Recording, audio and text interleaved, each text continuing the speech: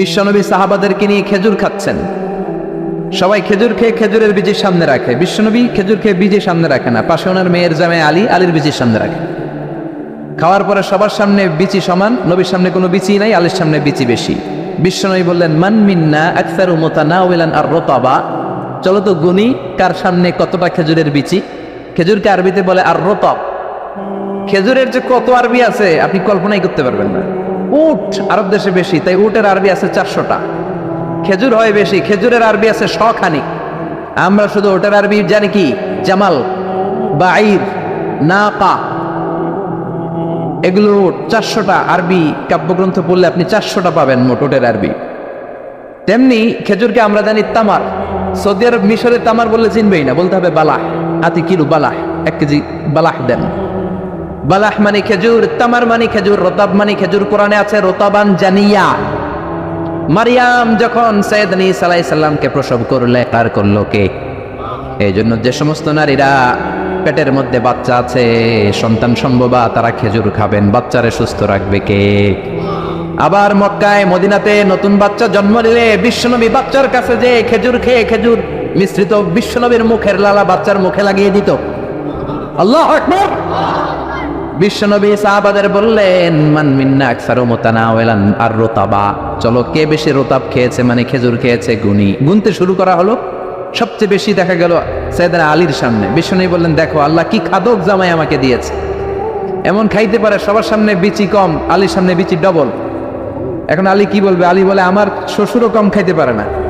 দেখো সবার সামনে বিচি আছে আর আমার শ্বশুর বিশ্বনবীর সামনে কোনো বিচিই নাই। তার মানে খেজুর খাওয়ার সময় উনি বিচি সহ মেরেন করতেন। এক কালো মহিলা সাহাবী বিশ্বনবীর কাছে এসেছে। বিশ্বনবী বললেন, লা ইয়াদখুলান্নাল জান্নাতা সাফরা ওয়ালা সাউদা, তুমি তো কালো নারী, কোনো কালো নারী তো জান্নাতে যাবে না। মহিলা দিলেন চিৎকার। বিপদের কথা শুনলে মহিলাদের কান্নাকাটি আছে না নাই? আড়াই ওরাতে আছে না নাই? মহিলাদের অন্তর নরম। এজন্য বিশ্বনবী বলেছেন, মহিলারা কবরের সামনে যে জিয়ারত করবে না। কারণ কবরের সামনে গেলে বলবে, আমারে ফালাইয়া গেল গো, কই গেল রে, আমারে লইয়া যাও রে। কান্নাকাটি আছে না নাই? গড়াগড়ি খায়, নিজের জামা নিজে ছিঁড়ে ফেলে, নিজের গালে নিজে থাপ্পড় মারে, এরকম নারী আছে না নাই? এজন্য মহিলারা ঘর থেকে দোয়া করবে, পুরুষেরা কবরস্থানে ঢুকে কবরের সামনে দাঁড়িয়ে দোয়া করবে। ঠিক কি না? বিশ্বনবী বললেন, লা ইয়াদখুলুল জান্নাতা সাফরা ওয়ালা সাউদা, কালো নারী, মেটে রঙের নারী জান্নাতে যাবে না। মহিলা কান্না শুরু করে দিল। মহিলা বলল, নবী আপনি বলেছেন আল মারআতু ইযা সাল্লাত খামসাহা, কোন নারী যদি নামাজ পড়ে, ওয়া সামাত শাহরাহা, যদি রোজা রাখে, আতাআত বালাহা, স্বামীর আনুগত্য করে, হাফিজাত ফুরুজাহা, লজ্জাস্থানের হেফাজত করে, কোন নারী যদি এই 4টা কাজ করে, তার জন্য 8টা জান্নাতের দরজা খুলে দেয় কে? ও নবী, আমি তো 4টাই করি, কালো হওয়ার কারণে কি আমি জান্নাতে যাব না? এটা কেমন কথা? বিশ্বনবী বললেন, কেঁদো না, তুমি যখন জান্নাতে যাবা এরকম কালো থাকবা নাকি? তুমি তো পূর্ণিমার চাঁদের মতো হয়ে জান্নাতে ঢুকবা। তুমি যখন জান্নাতে ঢুকবে, তোমার ঐশ্বরিয়া রায়ের মতো সুন্দরী করে দিবে কে? তুমি বিশ্ব সুন্দরী হবা, তখন কি তুমি কালো থাকবা? মহিলা আবার খুশি হয়ে গেল, কারণ সুবহানাল্লাহ। তাহলে বিশ্বনবীর বিনোদন, সুস্থ বিনোদন, চিল্লায় বলেন ঠিক কিনা?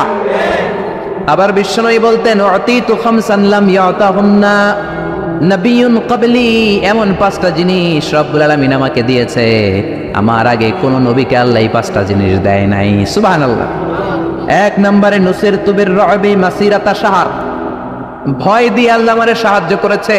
আমার ডানে বায়ে সামনে পেছনে 1 মাসের রাস্তার মধ্যে যদি কোনো কাফেরের আন্ডা বাচ্চা থাকে, আমার ভয়ে তাদের অন্তরে ধুকধুকানি বাড়ায় দেয় কে? নবী যেখানে অবস্থান করতেন, তার ডানে বায়ে সামনে পেছনে 1 মাসের এরিয়ার মধ্যে যদি কোনো কাফির থাকতো, মুশরিক থাকতো, বিষ্ণবীর ভয়ে ঘুমের মধ্যে লাফ দিয়ে উঠত। আল্লাহু আকবার। 2 নম্বরে বিশ্বনবী বললেন, জুইলাত লিয়াল আরদু কুল্লুহা মাসজিদান ওয়া তাহুরা, আমার জন্য আল্লাহ গোটা বিশ্বটাকে মসজিদ বানিয়ে দিয়েছে। গোটা বিশ্বটা মসজিদ। মসজিদ মানে মাকানুস সুজুদ, সিজদার জায়গা।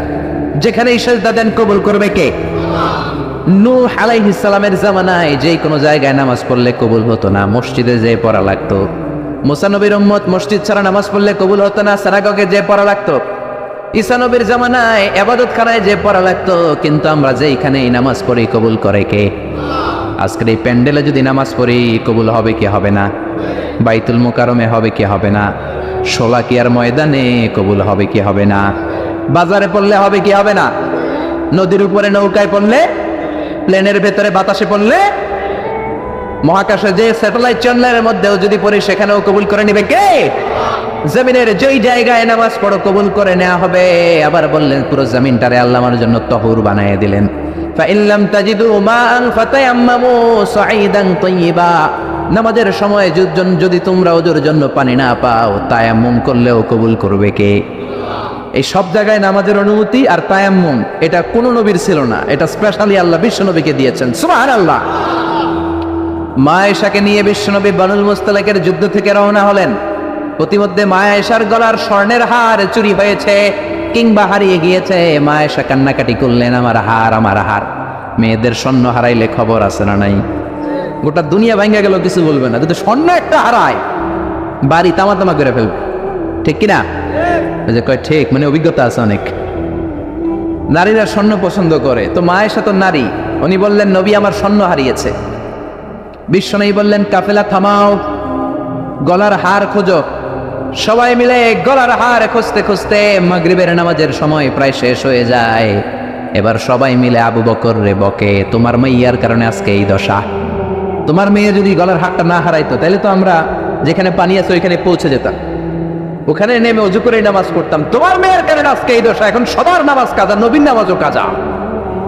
আল্লাহ বললেন খবরদার, এই মেয়েটারে গালি দিবি না, এই মেয়েকে গালি দেয়া যাবে না আয়েশার সম্মানে। আজকে আমি তায়াম্মুমের বিধান নাজিল করে দিলাম।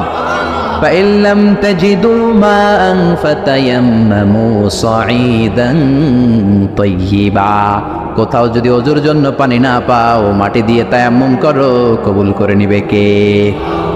মা আয়েশা বলতেন আমাকে আল্লাহ এমন 5টা জিনিস দিয়েছেন বিশ্বনবীর কোনো বউকে আল্লাহ দেন নাই।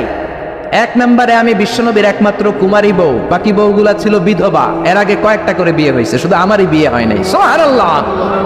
2 নম্বরে আমি যখন শীতের রাতে নবীর সাথে এক লেপের নিচে ঘুমাতাম তখনও জিব্রাইল কোরআন নিয়ে নাজিল হয়ে যেত।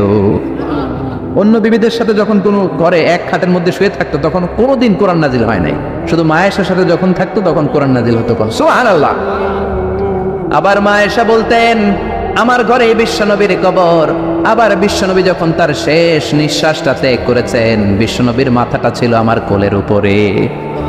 আবার বিশ্বনবী বলতেন ও দুনিয়ার মানুষেরা শোনো শোনো, ওজুর পানি না থাকলে যে তায়াম্মুম করে নামাজ পড়ো এটাও তোমরা আমার কারণে পেয়েছো। আল্লাহু আকবার।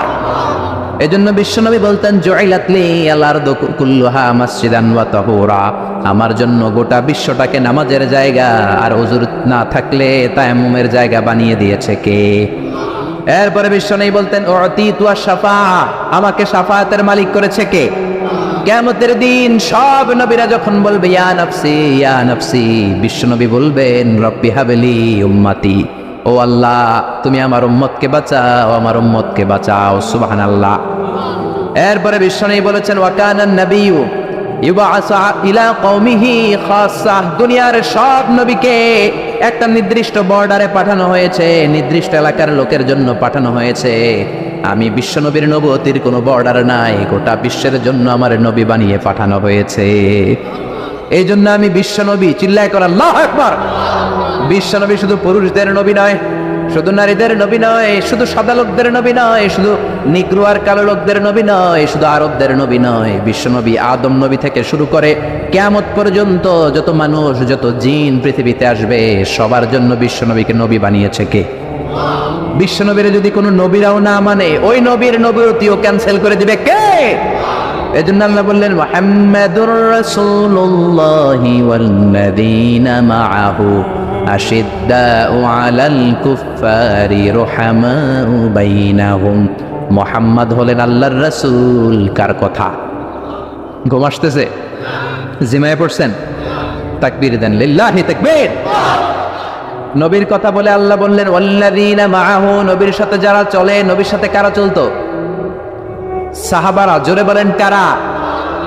এবার আল্লাহ সাহাবাদের কথা বলছেন ওয়াল্লাযীনা মাআহু, নবীর সাথে যারা চলতো।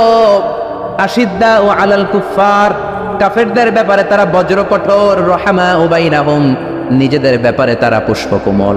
কাফেরদের ব্যাপারে সাহাবারা বজ্র কঠোর, নিজেদের ব্যাপারে তারা পুষ্পকোমল। কাফেরদের ব্যাপারে কোনো ছাড় নাই। মুশরিকদের সাথে জিহাদের ময়দানে কোনো ছাড় নাই, চিল্লা এখন ঠিক কিনা? কিন্তু নিজেরা ভাই ভাই নিজেদের মধ্যে মহাব্বত আছে না নেই? এজন্য বিশ্বনবী বলতেন আমার সাহাবাদের মধ্যে দুই কিসিম আছে। কয় কিসিম? এক কিসিম নরম কিসিম, আরেক কিসিম গরম কিসিম। সুবহানাল্লাহ। আবু বকর নরম, কিন্তু ওমরে ফারুক গরম। জোরে কোন ঠিক কিনা? এজন্য বিশ্বনবী বলতেন খায়রুল কুরুনি কারনি, সবচেয়ে সেরা যুগ আমি নবীর যুগ, সুম্মাল্লাযীনা ইয়ালুনাহুম, তারপরে সাহাবাদের যুগ, সুম্মাল্লাযীনা ইয়ালুনাহুম, তারপরে তাবেঈদের যুগ। ঠিক কিনা? সাহাবারা হচ্ছে এই পৃথিবীর শ্রেষ্ঠ সন্তান, তাদের চেয়ে শ্রেষ্ঠ সন্তান পৃথিবী জন্ম দিতে পারে নাই। চিল্লায় বলেন ঠিক কিনা? এজন্য সাহাবাদেরকে ভালোবাসার দরকার আছে না নাই? তাকে সাহাবীদেরকে গালি দিবেন, সাহাবীদেরকে ঘৃণা করবেন। সাহাবীদেরকে যদি গালি দেন, যদি ঘৃণা করেন, যদি সমালোচনা করেন, আপনার ঈমান থাকবে? কথা বলেন, ঈমান থাকবে? এজন্য নবী বললেন খবরদার, লা তাসুব্বু আহাদাম মিনাস সাহাবী, আমার সাহাবীদেরকে গালি দিও না। সাহাবাদেরকে ভালোবাসা হলো ঈমান, সাহাবীদেরকে ঘৃণা করা হলো কুফরি। ঠিক কিনা? আয়াতুল ঈমানি হুব্বুল আনসার, সাহাবীদের ভালোবাসা হচ্ছে ঈমানের আলামত। আয়াতুন নিফাকি বুগদুল আনসার, সাহাবীদেরকে ঘৃণা করা হচ্ছে মুনাফিকের আলামত। চিল্লায় বলেন ঠিক কিনা? এজন্য বিশ্বনবী বলতেন আমার সাহাবারা এক একটা সুপারস্টার। আমরা বলি Mashrafe bin Mortaza superstar, Salman Khan superstar, Hrithik Roshan superstar, Aamir Khan superstar, Donald Trump superstar, Shakib Al Hasan superstar. বলি না আমরা? আমাদের সুপারস্টার হচ্ছে সেলিব্রিটিরা। বিশ্বনবী বলেছেন নো, আসহাবি কান নুজুম, মাই কম্প্যানিয়নস আর দ্য সুপারস্টার। আমার সাথীরা, আমার সাহাবারা সুপারস্টার। এই সুপারস্টারদেরকে মডেল বানাতে হবে। বলিউডের নায়ক নায়িকার আমাদের মডেল নয়, আমাদের মডেল হলো সাহাবারা। কারা? আরো জোরে বলেন কারা? সাহাবারা আমাদের মডেল। এজন্য বিশ্বনবী বলতেন আরহামু উম্মতি বি উম্মতি আবু বকর, আমার সাহাবাদের মধ্যে সবচেয়ে নরম হৃদয়ের সাহাবা হলো আবু বকর। এক হাদিসে বিশ্বনবী 8 জন সাহাবীর 8টা গুণের কথা বললেন। জোরে বলেন কয়টা? 8 জন সাহাবীর 8টা গুণের কথা বললেন। তিরমিজির বর্ণনা, হাদিসটা সহিহ, সিলসিলাতুল হাদিস সাহিহার ভিতরেও এসেছে। বিশ্বনবী বললেন, খেয়াল করে বুঝবেন, আরহামু উম্মতি বি উম্মতি আবু বকর, এই উম্মতের মধ্যে সবচেয়ে নরম হৃদয়ের সাহাবী হলো আবু বকর। 2 নম্বরে বললেন ওয়াশাদ্দুহুম ফি আমরিল্লাহি উমর, কিন্তু আল্লাহর দ্বীনের ব্যাপারে সবচেয়ে কঠোর হলো, জোরে বলেন কঠোর হলো। 3 নম্বরে বললেন ওয়া আসদাকুহুম হায়ান উসমান, সবচাইতে লজ্জাশীল সাহাবী হলো আমার উসমান। 4 নম্বরে বললেন ওয়াকদাহুম আলী, বিচারের রায় সবচেয়ে ভালো দিতে পারতো আমার মেয়ের জামাই আলী। 5 নম্বরে বিশ্বনবী বলেছেন ওয়া আকরাহুম লিকিতাবিল্লাহি উবাই ইবনে কাব, আল্লাহর এই কোরআনটা সবচাইতে সুন্দর করে যে সাহাবী পড়তে পারতো তার নাম হচ্ছে উবাই ইবনে কাব। আল্লাহু আকবার। ওয়া আ'লামুহুম বিল হালাল ওয়াল হারাম মুআয ইবনে জাবাল, হালাল হারামের ব্যাপারে সবচেয়ে বড় স্পেশালিস্ট সাহাবী ছিল মুআয ইবনে জাবাল। কোন সুবহানাল্লাহ। এরপরে বিশ্বনবী বললেন ওয়া আফরাদুহুম যায়েদ, ফারায়েজের হিসাব জানে যায়েদ। আলা ইন্না লিকুল্লি উম্মাতিন আমিনুন ওয়া আমিনু হাযিহিল উম্মতি আবু উবাইদা ইবনুল জাররাহ, সব জাতির মধ্যে বিশ্বস্ত একজন লোক থাকে, আমার সাহাবীদের মধ্যে সবচেয়ে বিশ্বস্ত সাহাবী আবু উবাইদা ইবনুল জাররাহ। সুবহানাল্লাহ। জোরে কোন সুবহানাল্লাহ। কয় সাহাবীর কথা বললেন? আরো জোরে বলেন, মনে থাকবে? প্রথমে বললেন আরহামু উম্মতি বি উম্মতি আবু বকর, আমার উম্মতের মধ্যে সবচেয়ে দিল দরিয়া রহম দিল আবু বকর। এত নরম হৃদয়ের সাহাবা পুরো সাহাবী গোষ্ঠীর মধ্যে কেউ ছিল? বিশ্বনবীর হিজরতের সাথী, বিশ্বনবীকে সঙ্গ দিয়েছেন, ভালোবেসেছেন। বিশ্বনবী একদিন আবু বকরকে বললেন আবু বকর, হয়তো মক্কায় টিকা যাবে না, আমাদেরকে মদিনায় হিজরত করতে হবে। যেই দিন এই ইঙ্গিতটা বিশ্বনবী আবু বকরকে দিয়েছেন, ওই দিন থেকেই সাইয়েদনা আবু বকর হিজরতের জন্য রেডি। সুবহানাল্লাহ। যেদিন হিজরত করবেন সাহাবীদের চোখ ফাঁকি দিয়ে বিশ্বনবী আবু বকরের ঘরে গেলেন, ডাক দিলেন আসসালামু আলাইকা ইয়া আবু বকর। আবু বকর ঘরে আছো কিনা? ডাক দিতে দেরি, ব্যাগ নিয়ে আবু বকরের বের হতে দেরি হয় না। আল্লাহু আকবার। বিশ্বনবী বললেন আবু বকর, ডাক দিলাম, ব্যাগ নিয়ে রেডি হইলা, কখন ঘুমিয়েছো, কখন ঘুম থেকে উঠেছো, কখন হাত মুখ ধইলা, কখন ফ্রেশ হইলা, কখন কাপড় গুছাইলা? আবু বকর বলল, নবী যখন বলেছেন হিজরতে আপনার সাথে আমার যাওয়া লাগবে, ওই দিন থেকে আজ পর্যন্ত আমি আবু বকর আমার পিঠটার বিছনাতে লাগাই নাই। ওই রাতে সাইয়েদনা আবু বকর যেই সওয়াব কামিয়েছেন, ওই সওয়াবটাকে যদি একটা পাল্লায় রাখা হয়, পৃথিবীর আমাদের সব সওয়াবগুলো যদি আরেক পাল্লায় রাখা হয়, ওই হিজরতের রাতের সওয়াবটা আবু বকরের যে সওয়াবটা, ওই আবু বকরের সওয়াবের পাল্লাটা মুহূর্তের মধ্যে ভারী হয়ে যাবে। সুবহানাল্লাহ, আসতে বলেন। এত নরম হৃদয়ের সাহাবী ছিলেন আবু বকর, নামাজে দাঁড়ালে শুধু কাঁদতেন। এই জন্য অনেক সাহাবী ওনারে পছন্দ করতো না। বিশ্বনবীর ইন্তেকালের পরে বছর খানিক মসজিদে নববীতে যতদিন বেঁচে ছিলেন ইমামতি করেছেন। আল্লাহু আকবার বলে যখন আলহামদুলিল্লাহ রাব্বিল আলামিন, তখনই কান্নায় ভেঙে পড়তেন।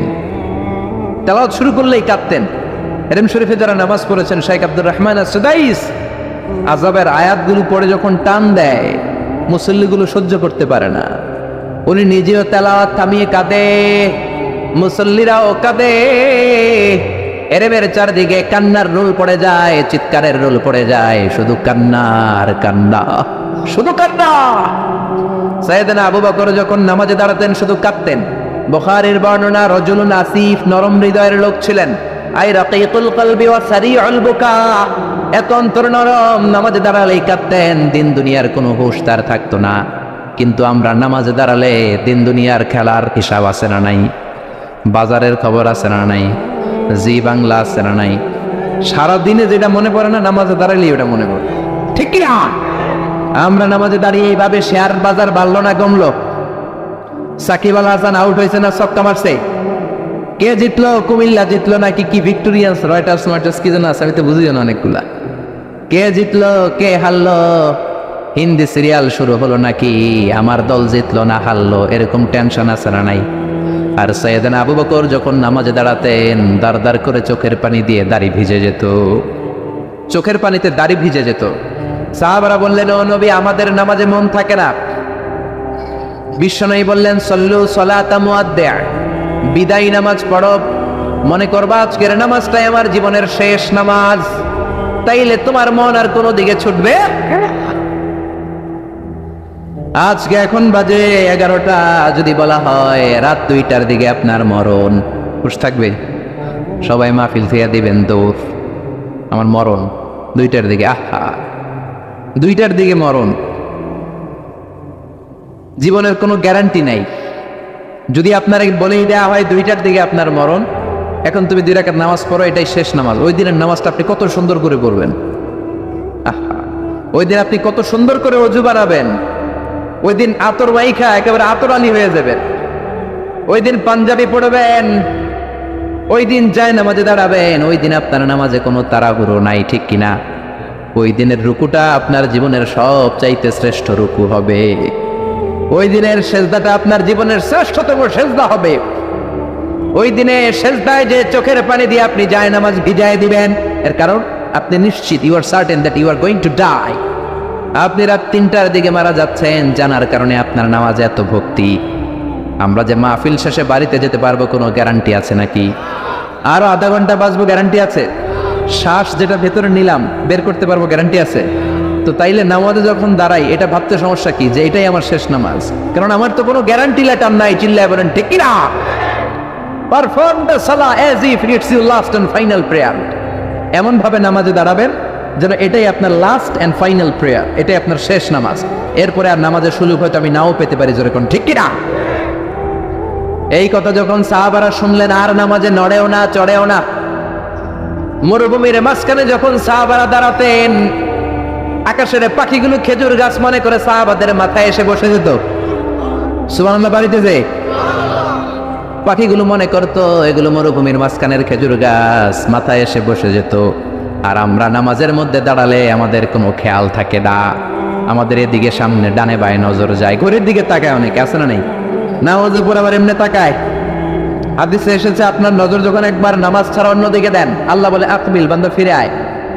আবার যখন ডানে নজর দেন, আল্লাহ বলে ফিরে আয়। আবার যখন ইমাম সাহেবের দিকে এমনি তাকান, আল্লাহ কয় ফিরে আয়। 3 বার নজর দেওয়ার পরে আবার যখন ডানে বায়ে নজর দেন, আল্লাহ বলে লা হাজাতা লি ইলা সলাতিক, তোর এই নামাজের কোনো দরকার আমি আল্লাহর নাই, এই নামাজের কোনো দরকার নাই। এজন্য সালাত পড়তে হবে আর অন্তরে ভয় থাকতে হবে কার? قد أفلح المؤمنون الذين هم في صلاتهم خاشعون। আবু বকর তাই করতেন, কানা রজুল আসিফ, নামাজে দাঁড়ালে দর করে কেঁদে কেঁদে দাড়িগুলো ভিজায় দিতেন। আল্লাহু আকবার। এজন্য বিশ্বনবী বলতেন আরহামু উম্মতি বি উম্মতি আবু বকর, আমার উম্মতের মধ্যে সবচেয়ে নরম হৃদয়ের হলো আবু বকর। 2 নম্বরে বিশ্বনবী বললেন ওয়াশাদ্দুহুম ফি আমরিল্লাহি উমর, আর আল্লাহর দ্বীনের ব্যাপারে সবচেয়ে কঠোর সাহাবী হলো ওমর। সবচেয়ে কঠোর কে? এজন্য বিশ্বনবী বলতেন আমার পরে নবী নাই, আমার পরে কোনো রাসূল নাই, তবে কেউ যদি নবী হতো আমার ওমর নবী হতো। লা নবিয়্যা বা'দি ওয়ালা রাসূলা, আমার পরে কোনো রাসূল নাই, কোনো নবী নাই, তবে লাউ কানা বা'দি নাবিয়্যুন লাকানা ওমর, যদি নবী হওয়ার যোগ্যতা কারো থেকে থাকে আমার ওমরের আছে। প্রভু তুমি বলেছ রাসূল দেবে না, বলনি দেবে না ওমর, বলনি দেবে না হামজা তারি, খালিদ বিজয়ী সমর। প্রভু তুমি বলেছ রাসূল দেবে না। আল্লাহু আকবার। এই ওমরের মতো যদি লাঠির বাড়ি দেওয়া যেত, উনি নামাজেও লাঠি নিয়ে দাঁড়াতেন। আমাদের ইমাম সাহেবরা কেবলামুখী, আর পিছন থেকে একামত দেয় আল্লাহু আকবার আল্লাহু আকবার, আশহাদু আল্লা ইলাহা ইল্লাল্লাহ, আশহাদু আন্না মুহাম্মাদার রাসূলুল্লাহ, হাইয়া আলাস সালাতি হাইয়া আলাল ফালাহ, قد قامت الصلاة قد قامت الصلاة، الله أكبر الله أكبر لا إله إلا الله, الله أكبر। সৌদি স্টাইলে একটু একামত শোনায় দিলাম। আমরা তো 2 বাক্যে বলি, আর 1 বাক্যেই বলে। ইমাম সাহেব কেবলামুখী হয়ে দাঁড়ায় আর মুয়াজ্জিন একামত দেয়। ওমরের সুন্নাত, বিশ্বনবীর সুন্নাত এটা ছিল না। ওমরে ফারুক মুসল্লিদের দিকে হয়ে দাঁড়াতেন। ওমরে ফারুকের হাতে থাকতো একটা লাঠি, যার কাতার বাঁকা, লাঠির দিয়ে পায়ের উপরে বাড়ি আছে না নাই, এইরকম বাড়ি মেরে মেরে যদি সোজা করা যেত কাতারে গ্যাপ থাকতো না। বিশ্বনবী বলতেন ওয়াসাদুল খালাল, হাদু বাইনাল মানাকিবি ওয়াল আকদাম, এইটার সাথে ওইটা মিলাও। এই সাহাবী তার কাঁধের সাথে এই সাহাবীর কাঁধ মেলাতো, এই সাহাবীর কাঁধের সাথে এই সাহাবীর কাঁধ মেলাতো, এই সাহাবীর ডান পায়ের সাথে ওই সাহাবীর বাম পা, এই সাহাবীর বাম পায়ের সাথে ওই সাহাবীর ডান পা। বুনিয়ানুম মারসুস, সীসা ঢালা প্রাচীরের মতো। নবীরে কেউ অ্যাটাক করতে আসলেও যেন আধা ঘন্টা লাগে এই প্রাচীর ভাঙ্গা আসতে। জোরে কোন ঠিক কিনা? এই জন্য সাহাবীদের জামা সবার আগে এদিক দিয়ে শিখতো, ধাক্কাধাক্কির কারণে নামাজে টাইট হয়ে তারা দাঁড়াতো।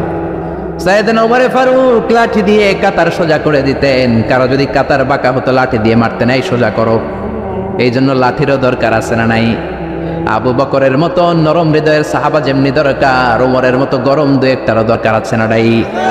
আমরা সারা জীবন ওয়াজ করলে আপনারা নামাজি হবেন না, এটা জানি। যাদের নসিব ভালো 2-4 জন হবেন, বেশিরভাগই বেনামাজি। আমি সারা জীবন যদি মাদক নিয়ে ওয়াজ করি, গাঞ্জা খাওয়া বন্ধ হবে? কিন্তু প্রধানমন্ত্রী যদি বলে কালকে থেকে কেউ যদি ইয়া বাটানে, জাগার মধ্যে ওর পিঠের মধ্যে 100 বেত, 10,000 টাকা জরিমানা, 10 বছরের জেল। ইয়াবা বাবা পাওয়া যাবে? আর গাঞ্জা বাবা থাকবে? বাংলাদেশ থেকে গাঞ্জা নাই। প্রধানমন্ত্রী যদি বলে নামাজ না পড়লে 10,000 টাকা জরিমানা, 1 ওয়াক্ত ছাড়বি 10,000 টাকা দিবি, বাংলাদেশের সব মানুষ মুসল্লি হয়ে যাবে। এজন্য বিশ্বনবী বলতেন ইন্নাল্লাহা লা ইয়াযাউ বিল কোরআন, আল্লাহ কোরআন দিয়ে যেটা সমাজে করান না, ইয়াযাউ বিস সুলতান, এটা ক্ষমতা দিয়ে করান। ঠিক কি না? প্রধানমন্ত্রী ক্ষমতার মসনদ থেকে মাইরের ঘোষণা দিবে, আর আমরা ওয়াজ কইরা যান। ওয়াজ আর মাইরের সমন্বয়ে ইসলাম কায়েম করবে কে? শুধু ওয়াজ দিয়ে ইসলাম কায়েম হবে? ওমরে ফারুক তাই করতেন, লাঠি দিতেন, লাঠি দিয়ে সোজা করে দিতেন। এজন্য শয়তান ওনারে ভয় পেত। বিশ্বনবী বলেন ওয়াল্লাযী নাফসি বিয়াদিহি, যে আল্লাহর হাতে আমার আত্মা, ওমর ওই আল্লাহর কসম করে বলি, মা সালাকা আশ-শাইতানু সালিকান ফাজ্জান ইল্লা সালাকা ফাজ্জান গায়রা ফাজ্জিক, তোমার যদি ইবলিস কোন রাস্তা দিয়ে আসতে দেখে, ইবলিসের বাপের কিনা, ইবলিস ওই রাস্তা ধুইয়া আরেক রাস্তা দিয়ে হাঁটে। ওমর তোমার যদি শয়তান দেখে তুমি এই দিক দিয়ে আসো, শয়তান জীবনও এই রাস্তা দিয়ে চলবে না, আরেক রাস্তা দিয়ে শয়তান দেয় দৌড়। ও মিয়া, যেই লোকরে শয়তান ডরায় ওই লোকের ইমানটা কেমন ছিল জোরে বলে আল্লাহু আকবার। মুনাফিকের বাচ্চারা ভয় পেত ওমরে ফারুককে, জমের ভয়। এমনকি বিশ্বনবীর বিবিরাও ভয় পেত। বিশ্বনবীর বিবিরা মাঝে মাঝে নবীরে ধরতো, ও নবী আমার এইটা লাগবে ওইটা লাগবে। বিশ্বনবী বললেন লাগবে লাগবে, বললে তালাক দিয়ে দিব যাও।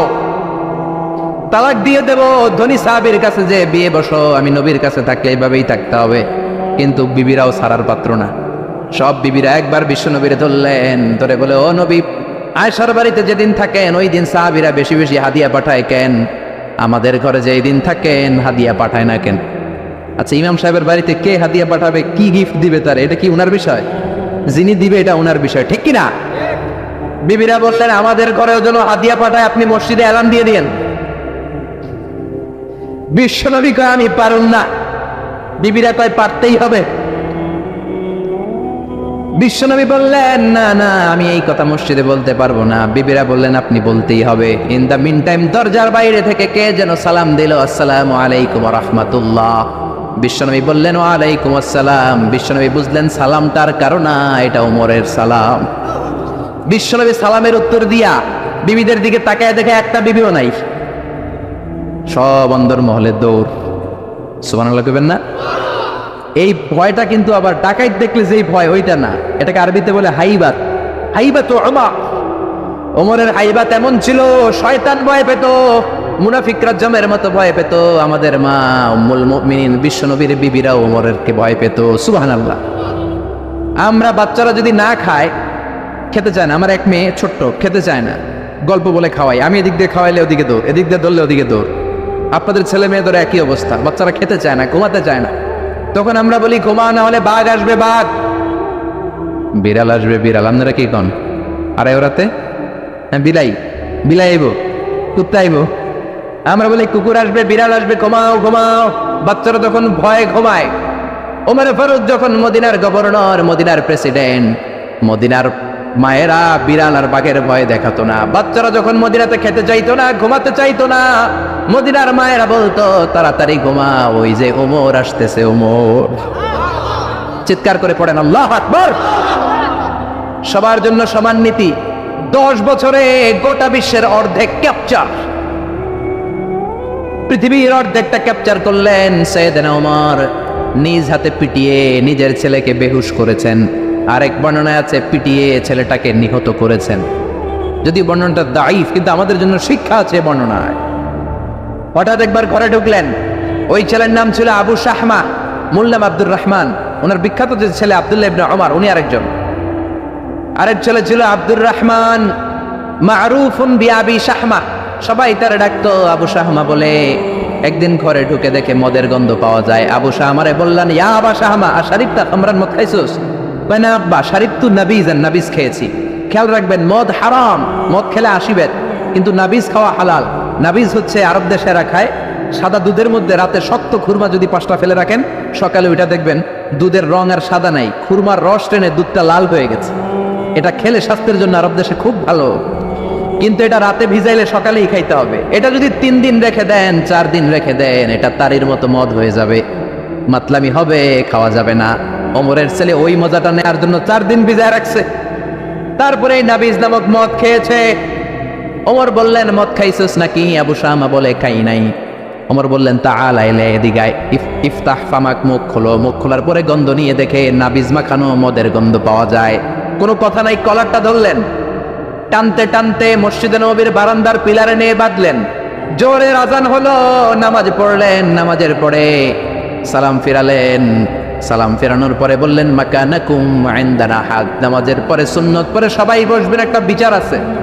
এই গুরুদণ্ড, এটাকে আরবিতে বলে হাদ, প্লুরাল হচ্ছে হুদুদ।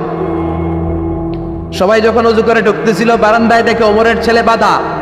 সবার চিন্তা, হায় হায়, কি ঘটনা ঘটলো? প্রেসিডেন্টের ছেলে পিলারের মধ্যে বাধা কেন? নামাজের পরে হাজার হাজার সাহাবী সবাই বলল, খলিফা কি হয়েছে? মাল আমর, হোয়াট হ্যাপেন্ড? ওমর ফারুক বললেন, এইটাই নাবিজ খেয়েছে, তবে এটা মদ হয়ে গেছিল, এখন আশীর্বাদ দিব। কানা ঘুষা, কানা ঘুষা, হাজার হাজার সাহাবী। কেউ কেউ বলল, খলিফার ছেলে তো মনে হয় মারবে না, ধমক দিয়ে ছেড়ে দিবে। এরকম কিছু বিচার দেশে আছে না নাই? মিলায় দেয়, ঘুষ খাইয়া ছাইরা দেয়। এমপির বলা হইলে 7 খুন মাফ, চিল্লা এখন ঠিক না? কেউ বলে না, ওমর ছাড়ার পাত্র না, তবে 80টা মারবে না, 40টা দিবে অ্যাটলিস্ট। কয়টা? ওমর ফারুক চেয়ারে বসলেন, হাজার হাজার মানুষ, পিনপতন, নীরবতা। জল্লাদরে বললেন, হাতি জিলদ মিন বাইতুল মাল, বাইতুল মালের ঘর থেকে খেজুর গাছের চামড়া দিয়ে বানানো বড় সাইজের একটা চাবুক আন, সবচেয়ে বড় টানবি। সবচেয়ে বড় টানা হলো। এবার ওমরে ফারুক বললেন, ইবদা বিসমিল্লাহ, শুরু কর আল্লাহর নামে। সাইয়েদনা ওমর ফারুকের সামনে দাঁড়িয়ে জল্লাদ মারবে 80টা বাড়ি মারতে শুরু করেছে। ওয়াহিদ, ইসনাই, তালাতা, 3 বাড়ি মারার পরে ওমরে ফারুক জল্লাদকে দিলেন এক থাপ্পড়। 3 হাত দূরে যে পড়লো জল্লাদ, জল্লাদের হাত থেকে চাবুক তুলে ধমক দিলেন, তুই কি চাবুক মারোস নাকি চাকরি বাঁচাস? আস্তে মারলি কেন? আসলে আস্তে মারে নাই, যত জোর ছিল ওমরের হুকুম তামিল করবে না এরকম জল্লাদ মদিনায় ছিল না। জোরে কোন ঠিক কিনা? যত জোর ছিল তত জোরে মেরেছে, কিন্তু ওমরের পছন্দ হয় নাই। ওমর বললেন, ইনদাকা তালাতা ইনদি ওয়াহিদ, তোর হিসাবে 3টা, আমার হিসাবে মায়ের হইছে 1টা। আমি 2 নাম্বার থেকে শুরু করব। 2, 3 মারতেছে কে? মদিনাতে উনারসে পালোয়ান আর কেউ নাই। এক একটা বাড়ির আঘাতে ওমরের ছেলে আবু শামা চিৎকার করে কাঁদে। এক একটা বাড়িতে চামড়া ছিঁড়ে যায়, রক্তগুলো ছোপ ছোপ করে নববীর দেয়ালের মধ্যে লাগে। ছোট্ট ছেলেটা ডেকে বলে, আব্বা আমারে মাফ করে দাও, আর জীবনে মদ খাবো না। সাইয়েদনা ওমরের পাষাণ হৃদয় নরম হয় না, কারণ আসাদ্দুহুম ফি আমরিল্লাহি ওমর, আল্লাহর দিনের ব্যাপারে সবচেয়ে কড়া, কোনো ছাড় নাই। এক একটা চাবুক মারে, লোকজন কেঁপে কেঁপে ওঠে। 10টা 15টা মারার পরে ছেলে বেহুশ, পানি দেওয়ার পরে আবার হুশ, আবার মারা শুরু করা হলো। 30টা মারার পরে আবার বেহুশ। এইবার আবু শাহামার মা ওমরের বউ এসে ওমরের পা ধরে ডেকে বলে, ওমর তোমার পায়ে ধরে ক্ষমা চাই, আমার কলিজার টুকরা বাজানটারে তুমি মেরে দিও না। 80টা বেত মারতে হবে, মেরেছ 30টা, আরো মারবা 50টা। যা ওমর, প্রতিটা বেতের বাড়ির বিনিময়ে আমি আবু শাহামার মা একটা করে ওট আল্লাহর রাস্তায় সদকা করে দেব। ওমর বলে, না আবু শাহামার মা, এটা আল্লাহর আইন, গোটা দুনিয়াটা দিলেও একটা চাবুকের বাড়ি থেকে ওরা কেউ বাঁচাতে পারবে না। মারতে লাগলেন, আবার পানি দিয়ে আবার হুশ। ওমরের বাড়ি যে খেয়েছে সে বুঝেছে। 50টা বাড়ি মারার পরে আবু শাহামা দুনিয়া থেকে শেষ। রাগে ওমর গড়গড় করছেন, বললেন, এই বেয়াদবটারে গোসল করা, জানাজা দে, কবর দে। কবর দেওয়ার পরে কবরের উপরে মারা শুরু করছে। 51, 52, 53, 80টা চাবুক মারার পরে আল্লাহরে ডেকে বলে, আল্লাহ আমার ছেলে হওয়ার কারণে কোনো পার্সিয়ালিটি করি নাই, বিচারে 2 নাম্বারই করি নাই। 80টা গুনে গুনে বেত মেরেছি, দেহে যত শক্তি ছিল ততগুলো মেরেছি। কিয়ামতের ময়দানে জালিম ওমর বলে, তুমি কিন্তু আমারে ডাকতে পারবা না আল্লাহ, জালিমদের কাতারে আমারে উঠাতে পারবা না, আমারে জালিম বলতে পারবা না। ওইরকম ওমরের দরকার আছে না নাই? ওই ওমরের লাঠির বাড়ি যদি থাকতো, দেশটারে মদিনা বানায় দিত কে? চোরদের হাত যদি কাটা যেত, দেশটারে সুন্দর করতো কে? একটা জিনাখোরের ফাঁসি যদি বাইতুল মুকাররমের স্কয়ারের মধ্যে দিয়ে দেয়া হতো, এরপরে আর জিনা হতো? একটার ফাঁসি হয়ে গেলে আর তনুর মতো কোনো নারীকে ধর্ষিতা হওয়া লাগতো না, খাদিজার মতো কোনো মেয়েকে কেউ কোবানোর সাহস পেত না। জোরে বলেন ঠিক কিনা? একটা চোরের হাত জুমার নামাজের পরে বাইতুল মুকাররমের স্কয়ারের সামনে যদি কেটে দেয়া হয়, আর কোনো চোর পাওয়া যাবে নাকি? জোরে বলেন। তবে আমচোর, জামচোর, কলাচোর ওই চোর না, যেই চোরগুলো বড় বড় জিনিস চুরি করে, ব্যাংক চুরি করে, দেশের টাকা চুরি করে, এক কলমের খোঁচায় 1000 কোটি টাকা চুরি করে, ওই চোরদের হাত কাটতে হবে। শেয়ার বাজার খায়া ফেলায়, হলমার্ক খায়া ফেলায়, দেশের টাকা খায়া ফেলায়, সুইজারল্যান্ডে সব টাকা পাঠায়, এরকম বড় বড় চোর আছে না নাই? ইসলামী বিচার যদি শুরু হয়, আগে বড় চোরদের বিচার দিয়ে শুরু হবে। চিল্লায় বলেন ঠিক কিনা?